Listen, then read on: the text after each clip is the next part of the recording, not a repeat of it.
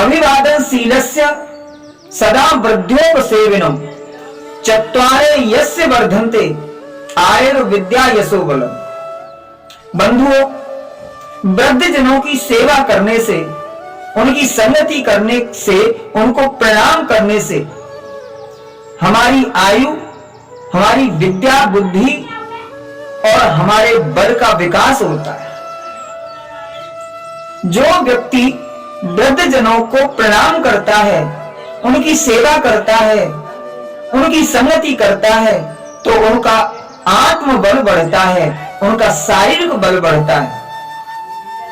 जो व्यक्ति वृद्धजनों की सेवा, प्रणाम और संगति करता है, उसकी विद्या और बुद्धि का विकास होता है। नंबर 3, वृद्धजनों की सेवा करने से, प्रणाम करने से व्यक्ति की आयु लंबी होती है और ऐसा प्रमाण हमारे शास्त्रों में है। एक बड़ी सुंदर कथा हमारे शास्त्रों में लिखी है। काशी में एक मृकंडू नामक ऋषि रहते थे। ब्राह्मण थे, त्रकाल संध्या करते थे, वेद के बड़े प्रकांड विद्वान थे। विवाह हुआ, बहुत काल बीत गया, कोई संतान ब्राह्मण को नहीं हुई। ब्राह्मण ने भगवान भोलेनाथ की आराधना करी, उपासना करी। भगवान भोलेनाथ प्रकट हुए और कहा, ब्राह्मण वरदान मांगो। मरकुंडू ने कहा, प्रभु आप तो अंतर्यामी हैं, सब जानते हैं, मुझे एक पुत्र की कामना है, मुझे एक पुत्र चाहिए। भगवान भोलेनाथ ने कहा, मरकंडू, 2 प्रकार के पुत्र होते हैं, आप कैसा पुत्र चाहते हैं? आप तुम्हारी सेवा में थोड़े दिन रहकर मृत्यु को प्राप्त हो जाने वाला एक संस्कारवान, प्रज्ञावान बालक चाहते हो, या चिरकाल तक जीने वाला कोई दुष्ट पुत्र चाहते हो? मरकंडू बोले, भगवान मैं चिरकाल तक जीने वाले दुष्ट पुत्र की बजाय थोड़े दिन तक जीने वाला एक प्रज्ञावान पुत्र मुझे चाहिए, संस्कारी पुत्र चाहिए। भगवान भोलेनाथ ने कहा, ठीक है, मेरा वरदान है कि तुमको एक पुत्र होगा, बड़ा सुंदर, सुशील, प्रज्ञावान, संस्कारवान होगा, परंतु सिर्फ 5 वर्ष तक वो तुम्हारे पास रहेगा, फिर मृत्यु को प्राप्त हो जाएगा। भगवान भोलेनाथ अंतर ध्यान हो गए। कुछ समय बीता और मरकंडू के यहां एक पुत्र की प्राप्ति हुई। उस पुत्र के जन्म से घर में बड़ी खुशियां मनाई गईं और पुत्र धीरे धीरे बढ़ने लगा, बड़ा होने लगा। 4 वर्ष का हो गया और 4 वर्ष का जब पुत्र हो गया तो मरकंडू को बड़ी चिंता होने लगी। कुछ महात्माओं से पूछा, महाराज मुझे बड़ी चिंता है, ये मेरा पुत्र है, इसकी उम्र सिर्फ 5 वर्ष की है, मैं क्या करूं, कोई उपाय बताओ।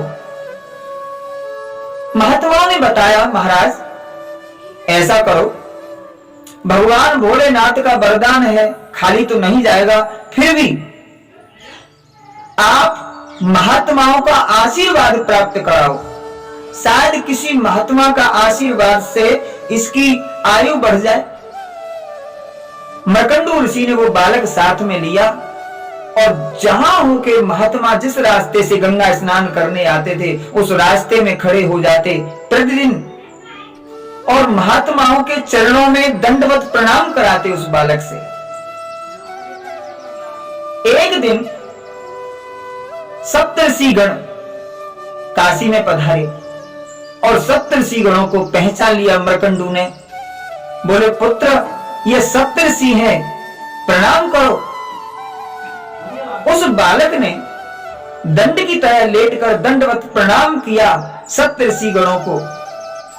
किसी ने लिखा, मुनि मंडल को महिमे पढ़ के दुज बालक दंड प्रणाम किया, चिरजीवो भव ऋषियों ने आशीर्वाद दिया। जैसे ही दंडवत प्रणाम किया तो उन सप्त ऋषियों ने कहा चिरंजीवी भव, चिरंजीवी भव। और सप्त ऋषियों ने जब ऐसा कहा तो मृकंडू ने हाथ जोड़कर कहा, कर जोड़ पिता बोला कि मैं होंगे, सत्य आपके वचन कहे, बस दीन अभागे बालक की आयु में शेष दिन 3 रहे। मृकंडू ऋषि बोले, महाराज आप सप्तऋषि हैं और आप तो कभी झूठ बोलते नहीं, परंतु आपने गलत आशीर्वाद दे दिया। सप्तऋषि बोले, क्यों? मृकंडू बोले, महाराज इस बालक की उम्र में सिर्फ 3 दिन बचे हैं और आप कह रहे हैं चिरजीवो भव, तो आपके वचन सत्य कैसे होंगे? सप्तऋषियों ने कहा, ब्राह्मण बात तो आप सत्य कह रहे हैं, परंतु अब तुम एक काम करो, ये बालक हमें सौंप दो। मृकंडू ने बालक सप्तऋषियों को अर्पण कर दिया। बालक प्रदान कीन्हो करके कठिन हिया, ऋषियों ने क्या किया, मुनियों ने क्या किया। उस बालक को साथ में लेकर सप्तऋषि चले और ब्रह्मा जी के यहां पहुंचे। एक एक करके ब्रह्मा जी के चरणों में प्रणाम किया सप्तऋषियों ने, और प्रत्येक सप्तऋषि को आशीर्वाद देते देते अंत में उस बालक ने ब्रह्मा जी के सामने लेटकर दंडवत प्रणाम किया। तो ब्रह्मा जी ने उस बालक को देखकर बोले चिरंजीवी भव। और जब ब्रह्मा जी ने कहा चिरंजीवी भव तो सप्तऋषि बोले, भगवान अब हम छूटे और तुम फंस गए। ब्रह्मा बोले, हम कैसे फंस गए? बोले, हमने इसको चिरंजीवी भव का आशीर्वाद दिया था, इसकी उम्र तो सिर्फ 2 दिन बची है और आपने चिरंजीवी भव का आशीर्वाद दे दिया, तो आप जानो हम छूटे। ब्रह्मा जी ने देखा, अरे इस बालक की तो आयु बहुत कम है और मेरे मुंह से चिरंजीवी भव का आशीर्वाद निकल गया। अब ब्रह्मा जी सप्तऋषियों के साथ उस बालक को लेकर भगवान शिव के साथ पास गए। शिव के पास जाकर ब्रह्मा जी ने प्रणाम किया, फिर एक एक करके सप्तऋषियों ने प्रणाम किया और सबसे पीछे उस बालक ने भगवान भोलेनाथ के चरणों में दंडवत प्रणाम किया। और जैसे ही उस बालक ने दंडवत प्रणाम किया तो भगवान भोलेनाथ ने उसको चिरंजीवी भव का आशीर्वाद दे दिया। अब ब्रह्मा जी बोले, भगवान हम छूटे और तुम जानो। भगवान भोलेनाथ बोले, क्या हुआ? बोले, ये बालक तुम्हारे आशीर्वाद से ही उत्पन्न हुआ है और इसकी उम्र 5 वर्ष आपने नियुक्त की थी और वो समय बीत गया, सिर्फ 1 दिन बचा है। अब आप जानो। भगवान भोलेनाथ ने उस बालक को देखा और कहा, पुत्र मैंने ही तुम्हारे लिए 5 वर्ष की आयु नियुक्त की थी और मैं ही आपकी आयु को लंबी करूंगा। तुम एक काम करो, अभी जाओ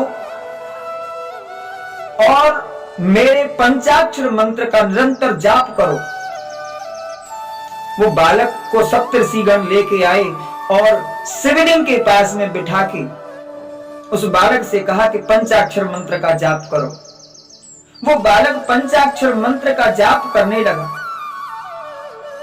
और धीरे धीरे जो समय बचा था थोड़ा बहुत, वो समय सब नष्ट हो गया और यम के दूत उस बालक को लेने के लिए आ गए। और जैसे ही यमदूतों ने उस बालक को ले जाने के लिए पकड़ा तो बालक रोने लगा और शिवलिंग से चिपट गया, आंख बंद कर ली और पंचाक्षर मंत्र का जाप कर रहा था। रोते हुए शिवलिंग से लिपट गया। उसी समय भगवान भोलेनाथ प्रकट हो गए शिवलिंग से और यमदूतों को धमकाया। तत्पश्चात यमराज आए यमराज ने कहा, प्रभु आप ही ने आज का दिन इसकी मृत्यु को नियुक्त किया है, तो हमारा तो काम है आपकी आज्ञा का पालन करना। हम तो इसको ले जाएंगे यमलोक, इसका समय पूरा हो गया, इसे तो मृत्यु को प्राप्त होना ही पड़ेगा। भगवान भोलेनाथ बोले, सुनो, मैंने 5 वर्ष कहा था, किस लोग के 5 वर्ष कहा था ये भी तो समझो। मैंने कहा था तो मेरे लोग के 5 वर्ष की इसकी उम्र होगी, और मेरे लोग के 5 वर्ष इसी पृथ्वी लोक के 5 वर्ष में कितना अंतर है आप जानते हो। भगवान भोलेनाथ ने कहा, ब्रह्मा की आयु में बीतत कल्प अनेक, एक ब्रह्मा की आयु में अनेक कल्प बीत जाते हैं, ऐसे ही 10 ब्रह्मा बीते बने शंकर का दिन एक ब्रह्मा की उम्र में अनेकों कल्प बीत जाते हैं, ऐसे 10 ब्रह्मा जो बीत जाएं, 10 ब्रह्मा बीत जाएं, तो शंकर का, भोलेनाथ का एक दिन होता है। ऐसे दिन के मास गिन और मासों के पुण्य वर्ष। ब्रह्मा जब 10 ब्रह्मा अपना राज्य भोगकर खत्म हो जाए, नष्ट हो जाए, तो शंकर का एक दिन होगा। ऐसे शिव के दिन के महीने बनाओ, फिर महीने से वर्ष बनाओ, ऐसे 5 वर्ष रहे बालक सुखी सहज। भगवान शंकर के शिवलोक के जो गणना में 5 वर्ष होते हैं, इतने 5 वर्ष इस बालक की आयु रहेगी, तब तक आप इसे नहीं ले जा सकते, ये मेरा वरदान है। और उस बालक का नाम पड़ा मार्कंडेय।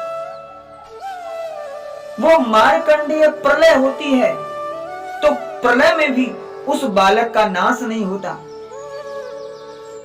और वो प्रलय काल में भी भगवान श्री कृष्ण के दर्शन एक बट के पत्ते पर देखते हैं। बटस्य पत्रस्य पुटेशयानम बालम मुकुंदम मनसा स्मराम। वो भगवान शिव की महात्माओं के आशीर्वाद से, भगवान शिव की कृपा से, ब्रह्मा जी की कृपा से वो बालक अमरत्व को प्राप्त हो गया। कल प्रलय काल में भी उसका नाश नहीं होता। उस बालक का नाम पड़ा मार्कंडेय।